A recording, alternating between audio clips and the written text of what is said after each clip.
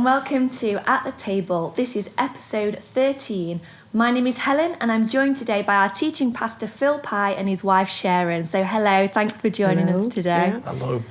Today we're talking on the subject of parenting, and this is such an important issue, especially for me with 3 young children. I want to constantly learn more from people who have done the journey and raised great children. So what better people than to talk to today than Phil and Sharon. So hi Phil and Sharon. I'm just going to ask you a few questions on the subject of parenting, if that's okay. That's fine. So firstly, can you talk to us about your journey of becoming parents? Do you want to start? Well, yes, we always wanted children, of course. It didn't happen straight away, so there was a bit of anxiety, but anyway, we got there. And we just wanted to have a family and to just go on that journey, really. And then Miriam was born in 1983. Alison was born in 87, and we seemed to do things in 4-year planning because, we're going out with each other 4 years. We're 4 years before we had Miriam, 4 years before we had Alison. Yeah. And that's just, the journey we went on, that we did want a family. Yeah. Yeah, I think just one thing to add to that, Helen, is that obviously we've had 2 girls. I come from we both come from very big families. I've got 6 siblings. We didn't want that many children, but we always wanted to be parents. And I think just one point from me is that 1 or 2 people said, "Oh, are you disappointed you never had a son?" Never. And I think as parents, you have to be careful at times. It's all in God's hands, God's sovereign plan. Yeah. And you have to be careful that you don't get fixated on wanting a particular boy or girl because you can lay something on them. And so there's never been any disappointment. Sharon's had a very unique relationship with the girls, but I'm pleased to say as a dad also in a female biased family, the relationship's always been good. Yeah. And we thank God for them. Yeah, that's amazing. And you now have some grandchildren as well, don't you? Just tell us about your grandchildren. Yeah, that keeps us busy. Yeah. They keep us busy. Yeah. 3 of them. 1 boy, 2 girls, so they have different tastes in what they want you to do with them in football and whatever, although Miriam is very football orientated, so we're okay with them with that. So it's good. It's been really good. It's been an addition to the family that's been great. Yeah. And we've rose to the challenge in our latter years. Yeah, because you look after them as well sometimes, don't you? Well, I did look after them a lot as babies because they were working and I wasn't. Well, I was at first, but then I decided to devote myself to looking after them. Yeah. And I just loved it. Yeah. It was so fulfilling. Yeah. To have that role. It's a very important role, but we've had a lot of fun along the way, both with the girls and with the grandchildren. And it just has added to our family, the grandchildren, really has. It's been great. Yeah. Yeah, we were 60 before we became grandparents. Obviously, people become grandparents a lot earlier than that, depending on how the family goes. So, but we were 60, so we said, let's embrace it in a really enthusiastic way. And it is great, that as little ones are added to the family, you find another space in your heart to love another person. Yeah. So it's quite fascinating now to see them growing. They're all able to engage in good conversations now, and just to see what life will bring them. So it's been a nice season, hasn't it? Yeah, really good. Amazing. So your girls are both in church. Miriam's now a pastor. Has it always been easy to keep them wanting to be in church as they got older? It's not been I'll answer firstly, Helen. Never been a huge challenge. When they were growing up, particularly growing up at school, I was bivocational. So I was holding down a full-time secular job as well as running a church. they're always aware of that. They're always very committed to Sundays, weren't they? Mm-hmm. And, you know, we've always had a strong ethic. Obviously, you would say that because I was a leader, but we've always had a strong ethic about, you know, church being a rhythm to life. Mm-hmm. So, not a problem with that. The church we were leading was in quite a small community. And so, particularly as Miriam got older, very social person, numbers of her friends weren't believers. Yeah. And it would have been wrong to say, well, you can only have, you know, friends in the church. So she had to navigate that. Mm-hmm. Never a pushback on church, but navigating some of her choices with regard to friendships. Were one or two of them as wise as they could have been? Probably not. But we just tried to steer her through, didn't we?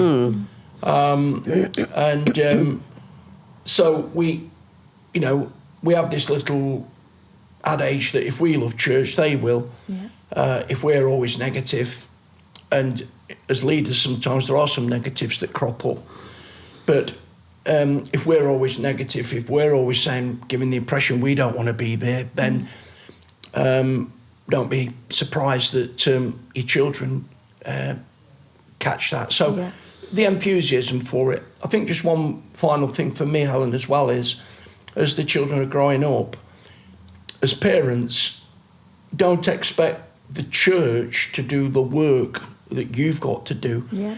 The church have the children for a relatively short space of time, be that a kids' church or a youth night. I was talking to a youth leader once, and it was in a big church, and certain parents were coming up to him, berating him that their children weren't as well behaved as they wanted them to be, and yet he'd only got them for 3 hours a week. Yeah. For the other 165, it was the parents. So we absolutely believe in the input of church, on the ministries of church, but don't pass it all on. You know, they're around home a lot, and the consistency of what we are in church as to what we are in home is vital. Yeah. And that means sometimes if the parents get it wrong, we say sorry as well. Yeah. Mm-hmm. Yeah. Yeah, it was never hard to get them to church because we were obviously leading. Yeah. So we're up and ready and we're out, you know, there before anybody else, usually. Yeah.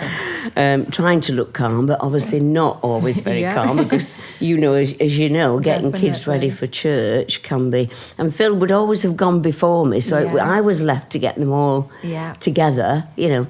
But we got there, and through the years, they were happy to come, weren't they? There wasn't a... Oh, I don't want to go. Not even that, you know. It was, this is what we do, this is where we go, and it was good, that was good. Yeah.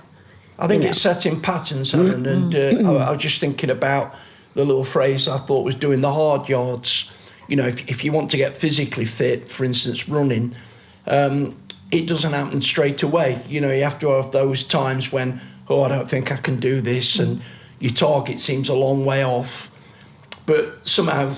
if you consistently give yourself to it, things get easier and you begin to breathe more easily over a longer period of time. Yeah. And I think sometimes parents are wanting to jump from A to Z overnight, and you've got to do the hard yards. There's going to be Sundays when there's tantrums, when they're tired, when I don't want to go. Yeah. But if you'll just do the hard yards, there's an ease that comes to it. Yeah. That the children fit in with. Obviously, in their junior years, you have more of a role in that. We'll probably come to it a little later, but obviously as they emerge into adulthood, you know, they're formulating their own decisions as well. Yeah.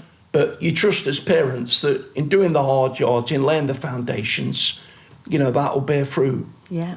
Yeah, definitely. I think I've noticed that with my kids, because it's something we do every week, there's no question about it. They don't even say, oh, are we going to church today? Because it's something that we do every week. Yeah. They were the same. Yeah. And don't underestimate the power of that rhythm. Yeah. And it's it has a bigger impact on them than ever we realise. Yeah, definitely. And another thing as well is they've got some great friends at church, which because they go every week, they've built great relationships. Did your girls have friends that went to church when you were there as well? They did. Yeah, they did. Yes. As they got older, it became a More of a little bit challenge more for Miriam. tricky. Yeah. Because they were older than her, but they were good friends. Yeah. But as Phil says, she was a very sociable person. So, but it was never. She was never. When I'm not going to church because I'm doing this. That never was an issue. Yeah. She'd talk something through if she really needed to go somewhere. Yeah. And we would give. Yeah. Because we didn't want to be saying, no, you must be in church. We didn't need to. Yeah. Because they knew what church was about. Yeah. And they were in the atmosphere. That was very important. They were in the worship, even if they weren't involved. Yeah. And so it did stand them in good stead. Yeah. You know, to know the rhythm of what they were doing. But there was just tricky times, weren't they? But nothing major. No. And it was talked through. But she understood it immediately and all through her life, really, the priority was church. I think just on that as well, Helen, I mean, obviously, in our type of spirituality, we don't just believe in going to church, you know. As important as that is, that's never going to make anybody a Christian. Yeah. And of course, we can't make them Christians. So I think as parents, it's believing in all of that rhythm and consistency of church going that God will break in at times. Yeah. It may be through a kids leader, it may be on a youth night, it may be that a visiting speaker comes and just hits it. Yeah. And believing that your children will respond to that. Yeah. It may be an altar call, it may be standing for prayer or something. Yeah. But on that consistency of going to church, that God will step in. Yeah. And if you like, they'll walk away from that meeting never the same. Yeah. However small they are, you know, and they're landmarks then in terms of their spiritual growth. Yeah. How old were your kids when they gave their life to Jesus?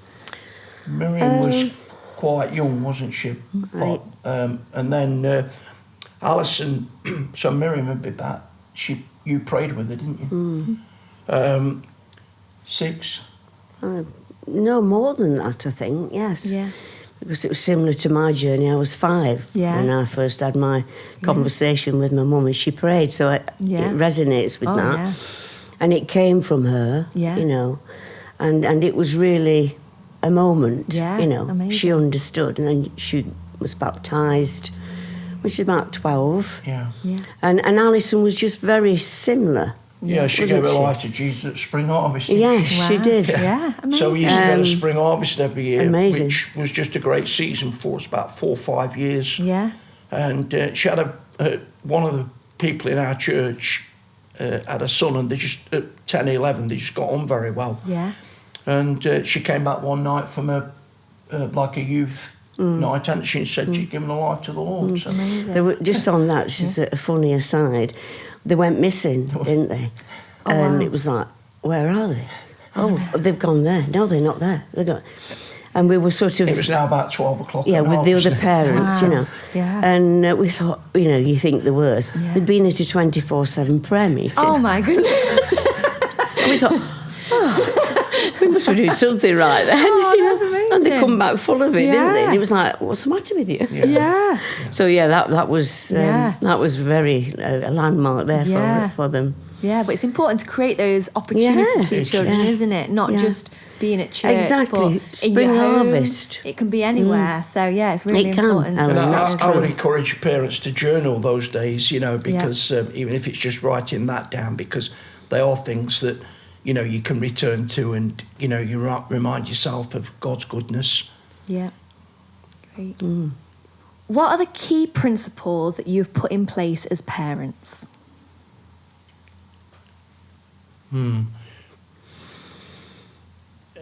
I've got a few do's and don'ts, I think, Helen, and we've not tried to overcomplicate it. So Sharon and me haven't had, intense conversations over the years about marking ourselves out of 10 regarding our parenting. We've let it flow. Mm-hmm. And it is different seasons, and you've got to you've got to discern that well. Clearly, boundaries. Yeah. You know, in the home. You know, so we don't want to be rude to each other. Mm-hmm. We don't want to use inappropriate language. We don't want to allow things to invade the house that clearly aren't, you know, what we believe in. So a consistency in all of that.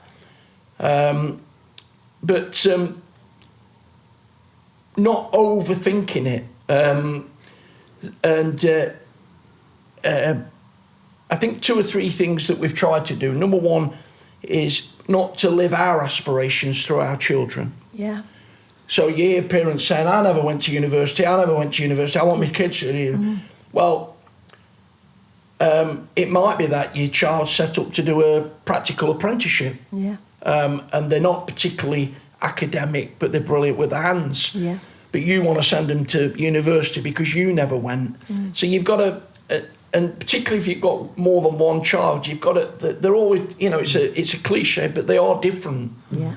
They are different. So not trying to have a uniform apprentice. Sharon's been very good at times in trying to understand how to. They're different. Yeah. One's very, very open, and the other one's very, very closed. Yeah. You know, and even till today, you know, it's just how they are. It's no good saying to the one that's more introspective and closed, there's something wrong with her, and why don't you like, you know, the other sister? They're just different. Yeah. So, not controlling the kids as well. Yeah. You know, allowing them to flower and blossom, because ultimately the job is that, you know, they come to adulthood, and you're releasing them. You know, we years and years ago we had a Mother's Day service in our church, and a lady that would only speak occasionally, she was a lovely Christian lady, she spoke about roots and wings, giving them a real rootedness, but the ultimate intention is that they can fly. Yeah. You know, they leave the nest, they go to university, they move to another part of the country with a job, they get married, and not overly controlling that, but forever releasing them into what they're intended to be. Mm-hmm. So they're just 1 or 2 of the things. Never break relationship. Yeah. Never. You know, sometimes they'll do things that, frankly, you know, you're not overly pleased with. Yeah. But never give them the sense that you've broken relationship with them. You know, you're always there, and there's always an opportunity to talk. So, and never give up. Yeah. Because there are seasons at times when it's perhaps harder than others. Yeah. And I don't want to overly complicate adolescence, but it's a challenge. Yeah. You know, they're moving out of this naivety of childhood into thinking they know all the answers. You know, they're not afraid to come back at you at times, and you've got to just allow that to work through in them. And sometimes it can be quite tough, but never give up. Yeah. You know, so they're just 3 or 4 things. Yeah. But we try to keep it simple, haven't we? Yes, we have. Yeah. But this is about keeping the communication lines open. Yeah. Because there can be, for us, was a tendency to shut down and think, you know, what do we do here now? I've got to say this, got to say that.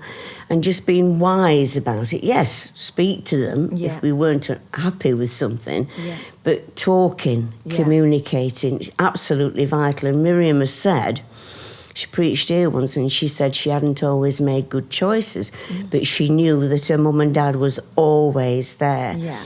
And it struck me at the time when she said that. I thought, actually, you don't actually realise what you're doing as you go along. Yeah. But it is a vital point, because once communication's shut down, it's gone. Yeah.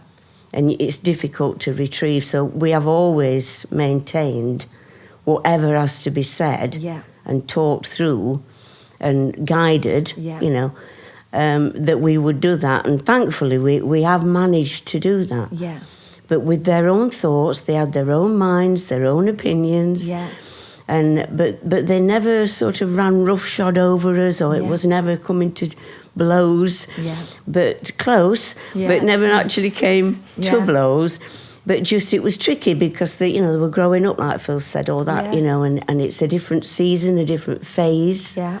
And you have to really run with that. Yeah. And it can be tricky, but it's not impossible. Yeah. True. Yeah. It's not impossible. Yeah. And we've sort of come through that. Yeah, I think that's Stage. an important point, Helen, because the mindset, sadly, with some parents at times is, oh, they're going to get to 13, 14, 15, oh, they're not going to come anymore, oh, they're not bothered.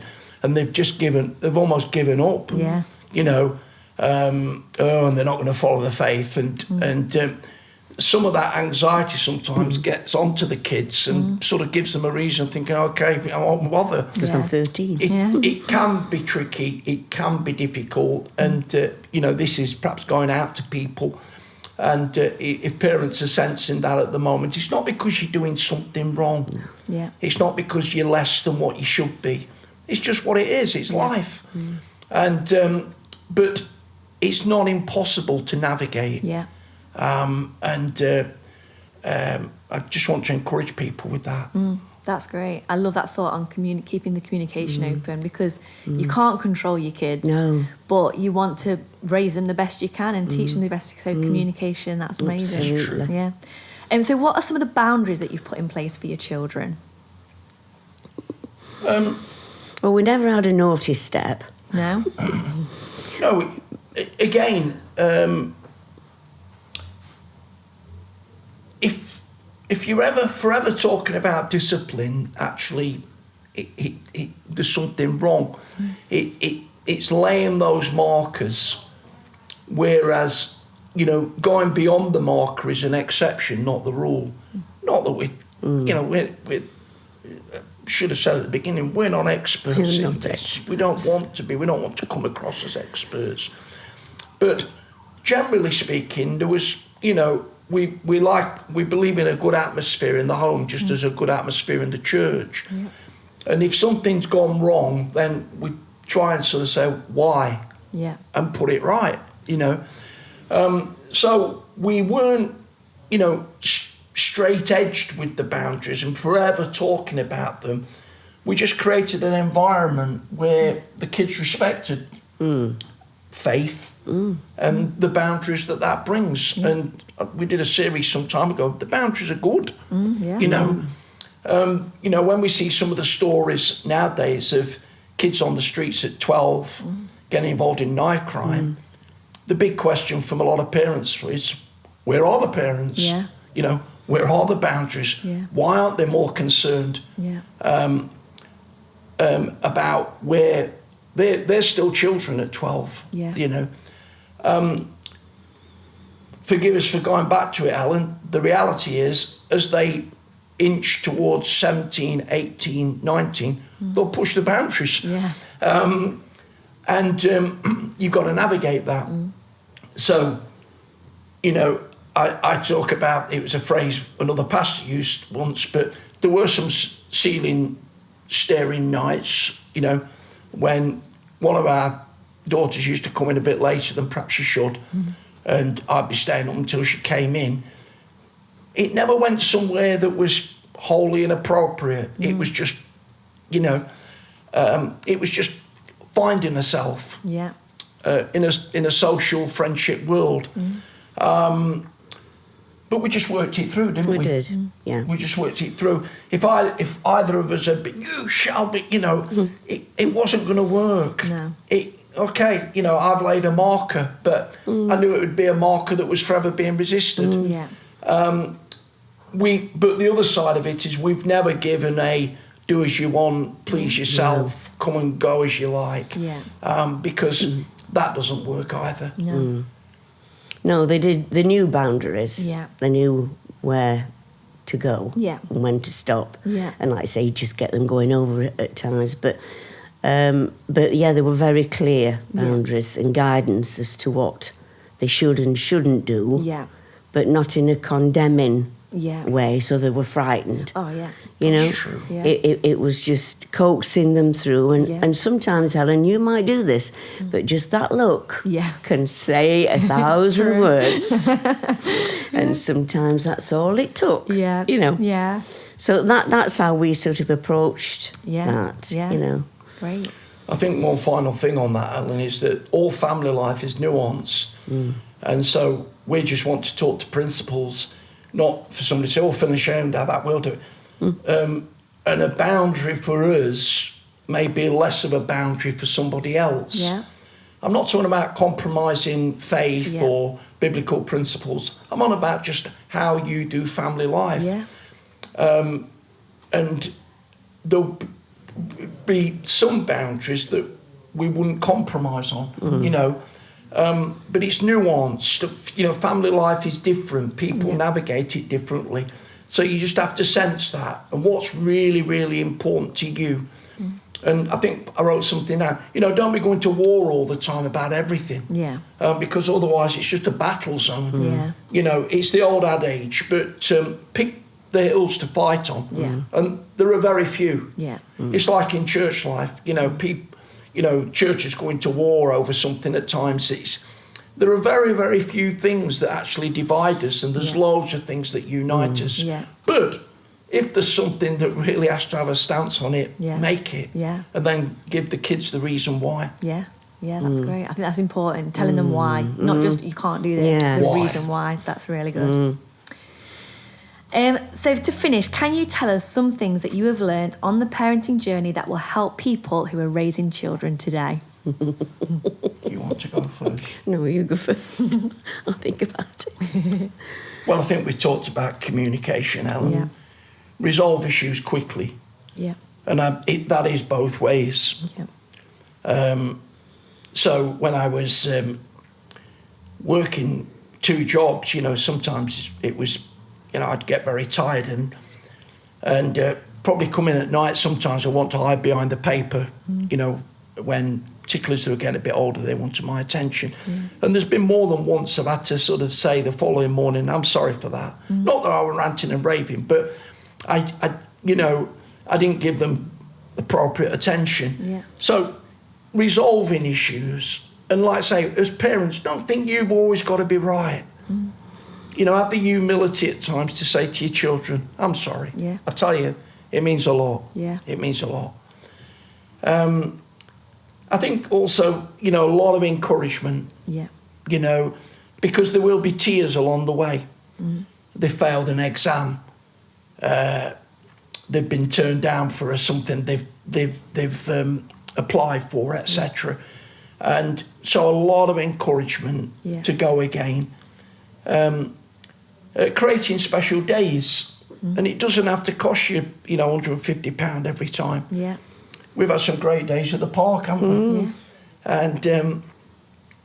And just enjoyed the simple things. Yeah. And I think Sharon will come to this, but contest for God's special purpose over their lives. Yeah. You know, we believe in dedication. We dedicated both our girls to the Lord, devoted to a special purpose, whatever that is. Yeah. One's a pastor, one's a teacher. But I texted out Alison once. She was going into a new role. And I said, Alison, your role as a school teacher in an incredibly challenging inner city situation is a vocation. It's a calling. Yeah. She's not called to the pulpit. No. She's called to the classroom. And again, comparison, Helen. Yeah. Well, why don't you want to be a pastor? It's pointless. Yeah. It's pointless. It's Miriam's journey, you know. So, but I think Sharon will talk a little bit about that because it's very important. Yeah, as they were growing up and getting sort of more into other areas with people, I did, when I made their beds in the morning, I used to pray over their pillows. Yeah. For God to guard their thoughts. Yeah. And throughout the day, all that they could take in, you know, may not all be good, but for God to be there for the balance and to protect them. And I did that for years. I never told them. In fact, I don't know if I've told them now. They'll probably listen to this. But I used to pray specifically over the pillows of their minds. Yeah. And so that when they were going to sleep at night, God was there and giving them a peace. Yeah. And neither of them actually have any problems sleeping. Right. Yeah. So it was just something I wanted to do, you know, and it was effective. Yeah. Because I just know God was there. Yeah. And so, and they have taken the different courses. Yeah. And now, you know, you look back and think, won't be great. No, but the principles that we've talked about are principles we have put in action. Yeah. And we're not saying it was smooth all the time, because that wouldn't be real, would it? We are real people. Yeah. But to see them now functioning their roles, the difference that they're making in both their roles, because Alison is classroom, but she does other things for education as well. Yeah. And it's been good to see. We're proud of them both. Yeah. And we have got a good relationship with them both. Amazing. Along the journey, even now. Yeah. Miriam's in her 40 and Alison's coming up to 37. She'll thank me for that.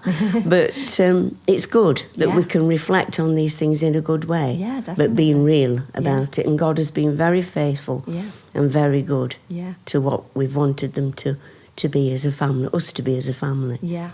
That's great. Thank you so much. We have got so much things from you today, and it's been brilliant. So thanks for joining us. Yeah, thank you. I hope you've enjoyed it today, and please look out for our other At the Table podcasts.